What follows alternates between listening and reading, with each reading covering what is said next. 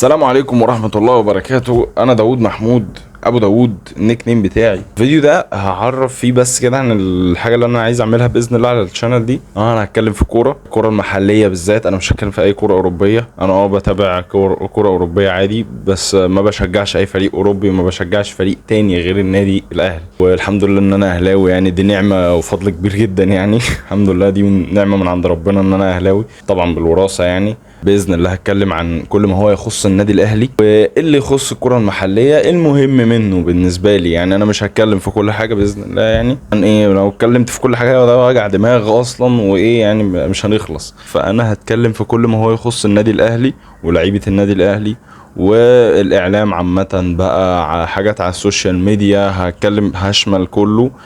وبرضو الحاجات اللي تهمني بس، والحاجات اللي انا شايف ان هي ينفع ان انا اتكلم عنها. مش هتكلم عن كل حاجه، مش اي حاجه معديه كده هتكلم عليها. انا كنت عملت فيديو تعريفي قبل كده زي ده، بس كان مش الطف حاجه يعني، كان في عشوائيه تامه يعني. هو الفيديو كان زفت بامانه يعني.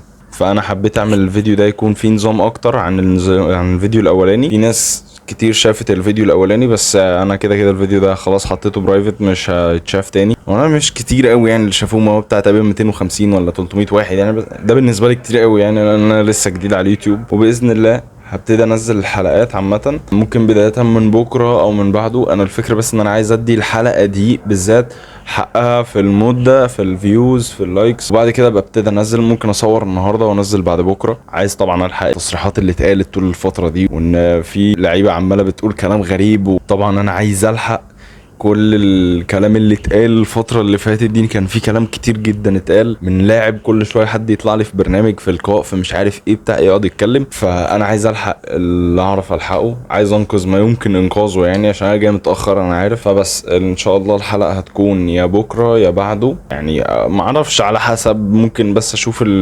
الفيوز هتجيب كام على الفيديو ده، وان شاء الله باذن الله اقرر من خلالها بقى هنزل فيديو بقى ولا اشوف هعمل ايه. وبس ده كان فيديو تقديمي كده، بس اعرف اللي انا هعمله بس كده في الشانل دي. وفي فيديو كنت انا صورته كان زي فلوج خفيف كده، بس في نوع من العشوائيه شويه، بس دي كانت احتفالات النهائي. الفيديو هسيبه في الديسكريبشن تحت، خشوا شوفوا. انا الفيديو ده مش هقطع فيه حاجه يعني، انا مش هشيله مثلا ارجع انزله تاني او حاجه، ان في شويه الفاظ فيها انا مش هشيل حاجه، دي خاصه بالاحتفال يعني. انا بقول اهو في الفاظ في الفيديو، دي احتفالات في الشارع. ايه اللي مناسب ليه يخش يتفرج، مش مناسب ليه ما يتفرجش. هسيب لينك الفيديو في الديسكريبشن، خشوا شوفوا. ما تنساش لايك على الفيديو ده. فبس كده استنوني الفيديو اللي جاي باذن الله، وان شاء الله مش هتاخر. السلام عليكم.